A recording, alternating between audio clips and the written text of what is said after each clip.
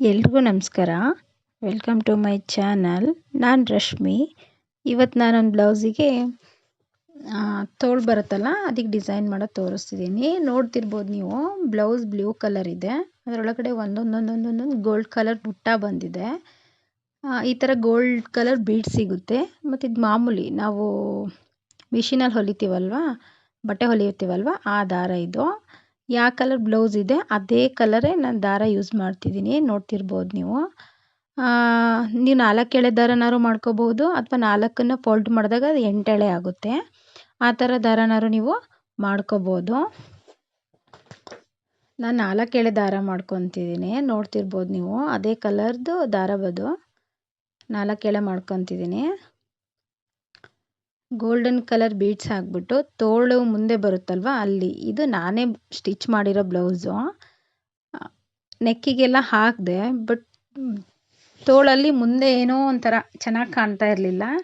ನೋಡೋಣ, ಇದು ನನಗೆ ಡಿಸೈನ್ ಬರ್ತಿತ್ತು, ಹಾಕೋಣ ಹೇಗೆ ಕಾಣುತ್ತೆ ಅಂತ ಹಾಕ್ತಿರೋದು. ಗೋಲ್ಡನ್ ಕಲರ್ ಬೀಡ್ಸ್ ಇದೆ ಅಲ್ವಾ, ಮಧ್ಯದಲ್ಲಿ ಬ್ಲೌಸಲ್ಲೇ ಬಂದಿರೋದು ಬುಟ್ಟ. ವೆಲ್ವೆಟ್ ಬ್ಲೌಸ್ ಅದು.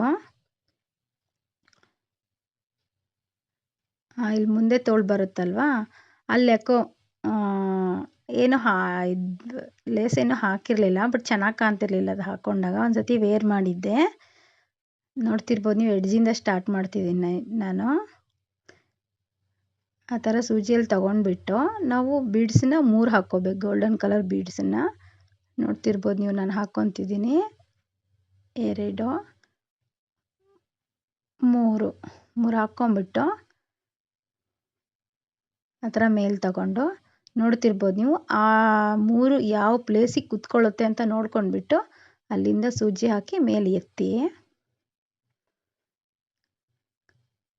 ನೋಡ್ತಿರ್ಬೋದು ನೀವು ಎಷ್ಟು ನೀಟಾಗಿ ಕಾಣ್ತಿದೆ ಅದು. ಆ ಫಸ್ಟು ಮನಿ ಬರುತ್ತಲ್ವ, ಆ ಮನೆ ಒಳಗಡೆನೆ ಹಾಸಿ ನಾವು ಮತ್ತೆ ರಿಟರ್ನ್ ತೊಗೋಬೇಕು. ನಾವು ತೋರಿಸ್ತಿದ್ದೀನಿ ನಿಮಗೆ.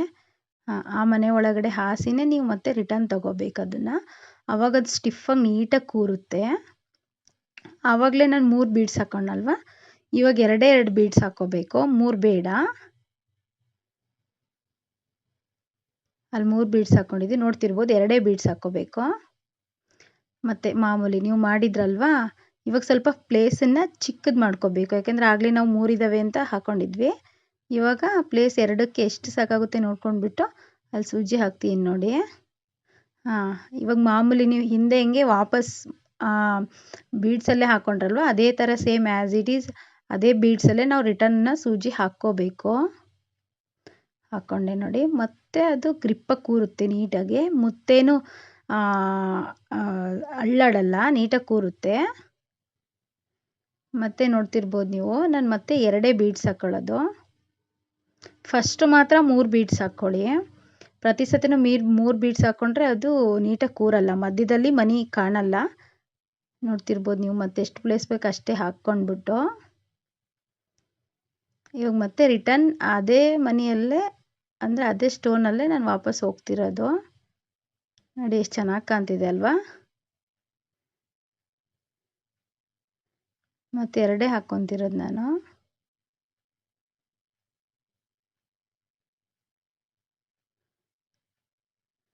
ಸೇಮ್ ಅದೇ ಥರನೇ ಮತ್ತೆ 2 ಹಾಕ್ಕೊಂಡು ಸ್ವಲ್ಪ ಜಾಗ ಬಿಟ್ಬಿಟ್ಟು ಗ್ಯಾಪ್ ಕೊಟ್ಟು ಹಾಕ್ಕೋಬೇಕು ಈ ಥರ.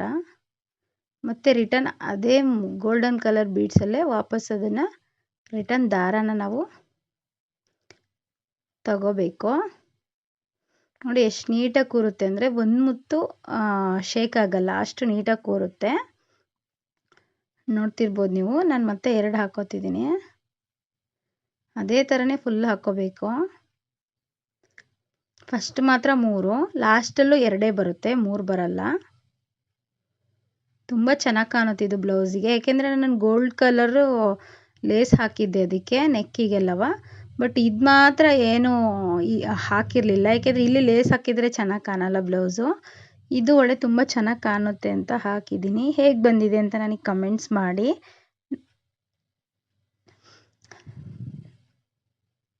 ನೋಡ್ತಿರ್ಬೋದು ನೀವು, ಇಲ್ಲಿ ಹಿಂದೆ ಬ್ಯಾಕ್ ನೆಕ್ಕಿಗೆಲ್ಲ ನಾನು ಲೇಸ್ ಹಾಕಿದ್ದೀನಿ ಗೋಲ್ಡ್.